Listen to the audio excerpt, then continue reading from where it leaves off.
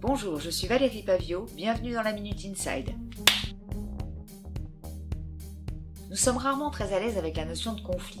Nous pouvons avoir peur de casser la relation et ainsi de l'éviter, de le fuir. Ou au contraire, d'être trop agressif, trop dans l'attaque pour le régler.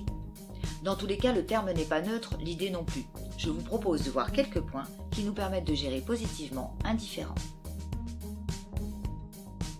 Nous avons tous un cadre de référence avec des valeurs, des croyances, notre propre perception de la réalité.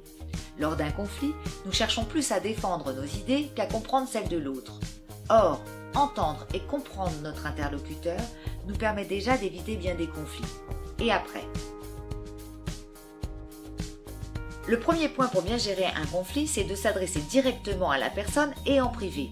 Résistez à la tentation d'aller parler du comportement de votre interlocuteur à d'autres. Et faites-le en face à face, même si on se sent parfois plus courageux devant témoin. Le deuxième point, être concret, précis. Décrire les faits à l'origine du différend sans les interpréter. Ne pas penser à la place de l'autre. Attention également aux généralisations, les toujours, les jamais. Enfin, prenez en compte votre non-verbal dans cette communication. Troisième point, dire je plutôt que tu. Attention au tu qui tue.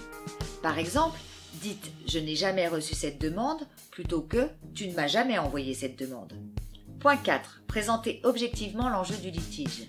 Si vous devez exposer des conséquences négatives à ce litige, faites-le sans exagération qui pourrait s'apparenter à de la menace. En plus, veillez à garder une relation positive avec votre interlocuteur et un climat propice à trouver des solutions communes.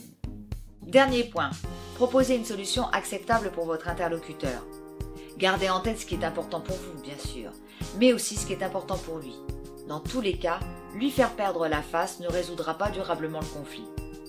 En conclusion, en situation de conflit, pensez à explorer plusieurs points de vue et à vous mettre à la place de votre interlocuteur.